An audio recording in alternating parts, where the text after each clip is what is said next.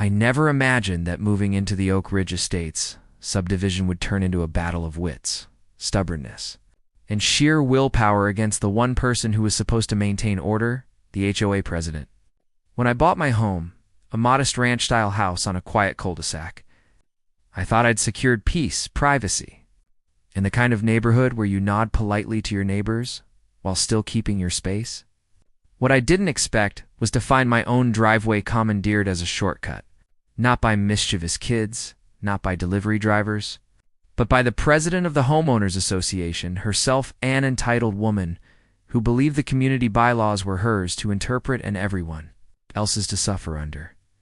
It started small. I'd noticed tire tracks that didn't match the tread of my car. At first, I chalked it up to delivery vans backing up too far, or maybe a neighbor turning around. But then I began catching glimpses of a sleek metallic gray BMW pulling across my property in the mornings and afternoons. It wasn't just driving near the edge. It was cutting diagonally across my driveway, sometimes rolling into the corner of my yard before speeding down the connecting street. At first, I thought maybe it was an innocent mistake, someone trying to save a few seconds. But then I realized it wasn't just someone, it was Margaret Blake. The HOA president, Margaret had lived in Oak Ridge Estates for 15 years. She wore her role as HOA president like a crown. She was the kind of person who would send out violation notices if your trash can sat outside for more than 12 hours, or if the color of your shutters didn't perfectly align with the community's neutral palette. She was the unofficial gatekeeper, the ruler who decided what was acceptable and what was not. Her BMW was her chariot, a polished symbol of her status that she flaunted at every board meeting, block party, and neighborhood gathering. And apparently she decided my driveway was part of her kingdom. The first time I confronted her was casual. I saw her car cut across as I was raking leaves. She rolled down her tinted window just enough to make eye contact, offered a little wave like she was royalty acknowledging a peasant, and drove off before I could say a word. Later that evening, I walked over to her house. Margaret answered the door in a silk blouse, wine glass in hand, her smile tight and unconvincing. "Margaret," I began politely, "I noticed you've been cutting across my driveway. I'd appreciate it if you didn't. It's private property." She gave a little laugh. The kind people use when they're dismissing you without outright saying so. "Oh, don't be silly. Everyone does it. It's just faster for me to reach the main road this way. You don't mind, do you? It's not like I'm hurting anything." "Yes, I do mind," I said, a little firmer this time. "It's my property, and I don't want cars driving over it." Her smile froze, her eyes narrowing just a touch. "Well," she said slowly, "we'll see about that." And she shut the door in my face. From that day on, the problem escalated. Margaret began using my driveway more frequently, not less. I'd catch her pulling across too, sometimes 3 times a day.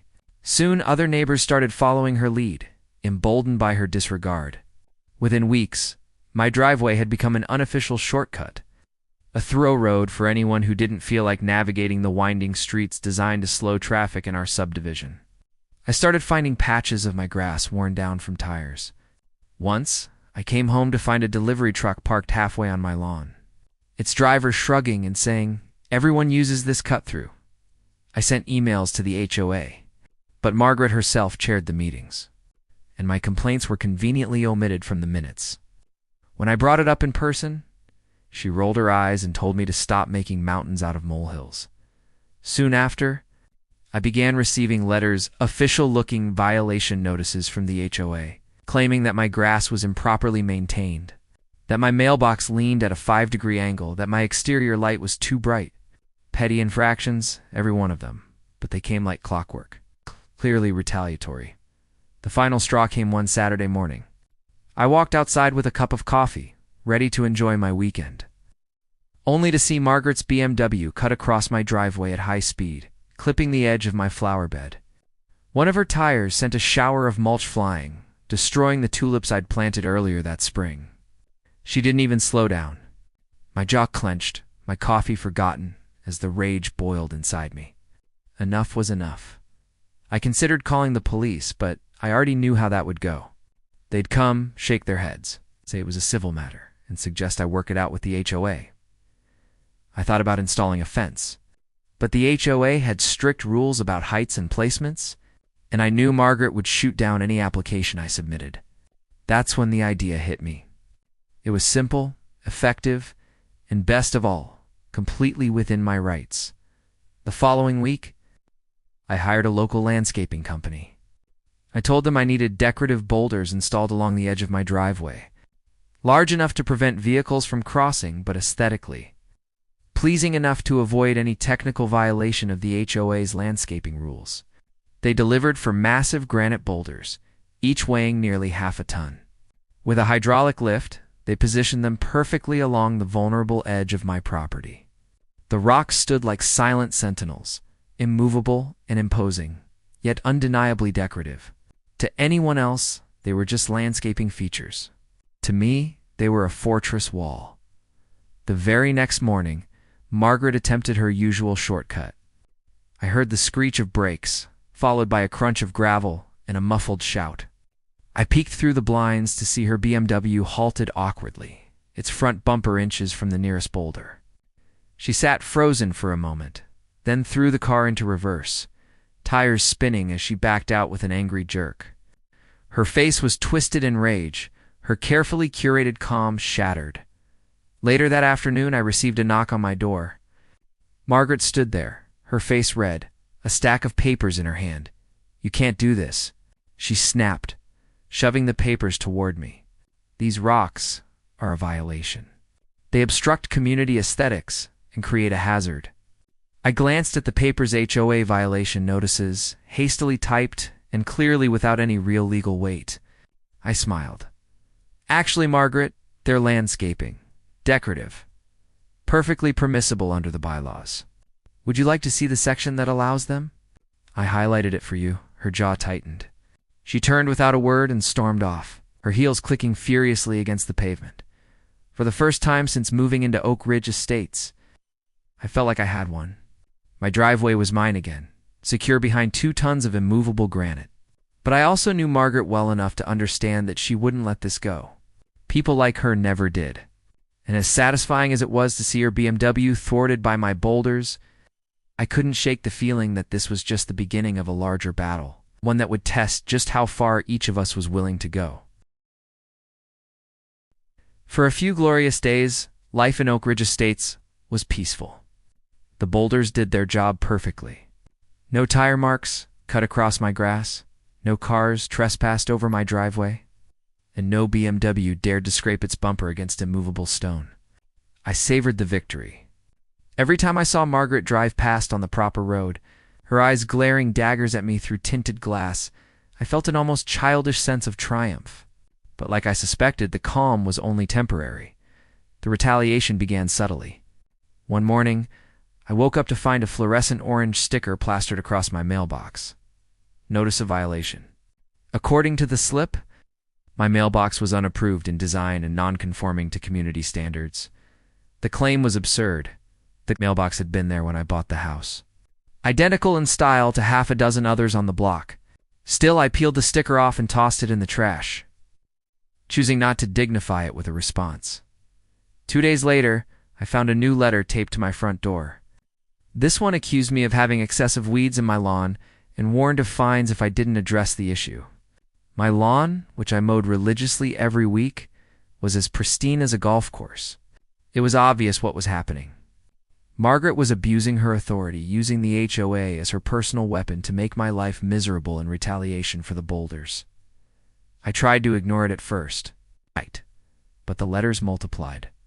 Notices for improper lighting, complaints about overly visible trash cans, even a warning that my decorative boulders posed a safety hazard to children in the neighborhood. Each letter came with a thinly veiled threat of fines, legal action, or further steps. It was harassment. Plain and simple. I knew I had to push back before she buried me in fabricated violations. My first move was to document everything. I started to file every letter, every notice, every date and time.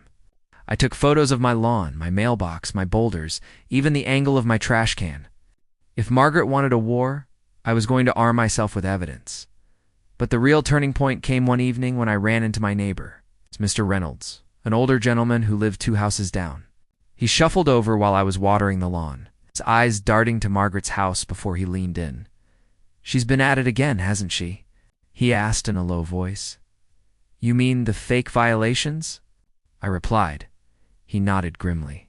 "She pulled the same thing on me last year when I voted against her fence proposal. Drove me crazy with notices until I just paid the fines to make it stop. Most folks around here don't fight back because it's easier to give in." That's when it hit me.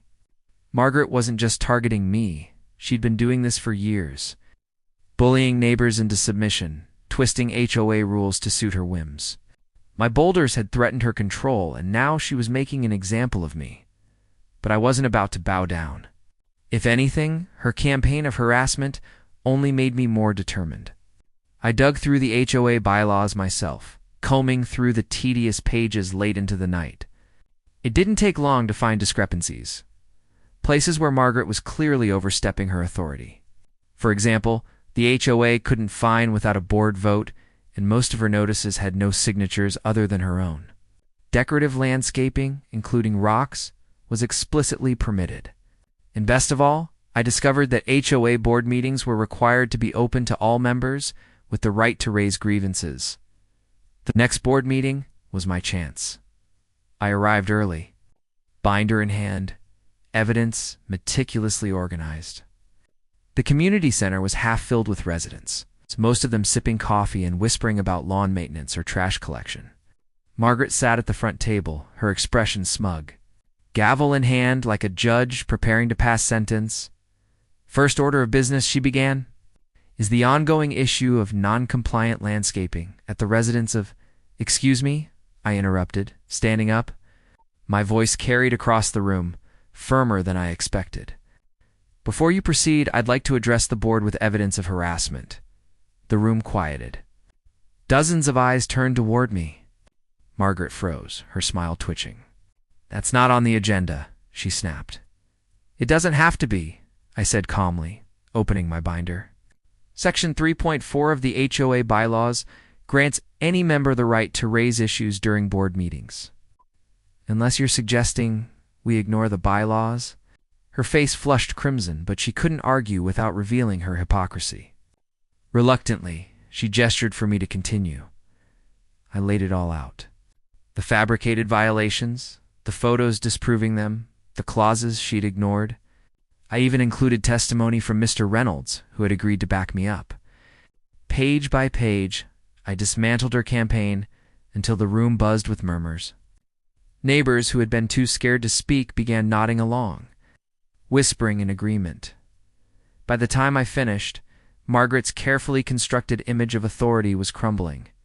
A man from the back raised his hand and said, "She'll fine me for painting my shutters beige instead of taupe. Is that even a rule?" Another woman chimed in. She threatened to tow my car for parking in my own driveway overnight. The board members, clearly uncomfortable, exchanged uneasy glances. Margaret slammed her gavel, her composure slipping. "Order, order. These are baseless accusations." "No," I said firmly. "They're evidence. And unless this board wants to be held liable for misconduct, I suggest an immediate vote to censure the president and review her actions."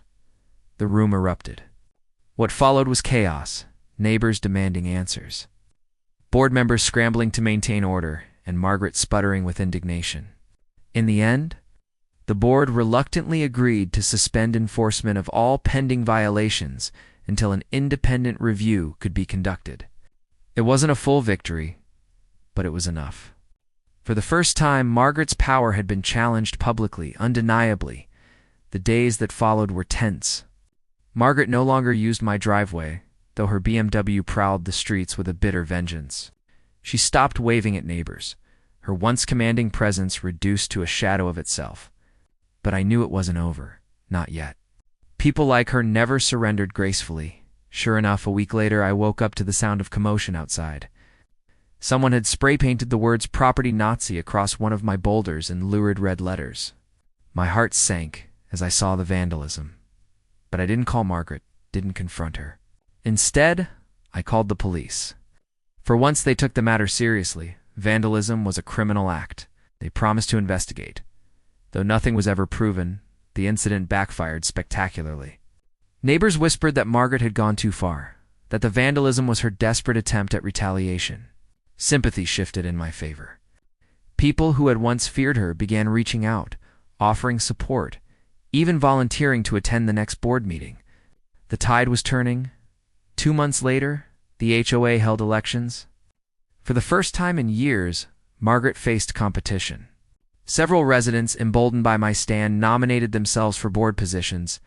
On election night, Margaret lost her presidency by a landslide. She stormed out of the community center, her BMW screeching down the street one last time. The new board immediately rolled back many of her arbitrary rules. They dismissed her bogus violations, reduced fines, and encouraged open dialogue with residents. Oak Ridge Estates slowly became the neighborhood I had originally envisioned, quiet, fair, and free of one woman's tyranny. As for me, the Boulders remained. They stood as both decoration and monument, a reminder that sometimes the simplest solutions, a few tons of granite, could topple even the most inflated ego.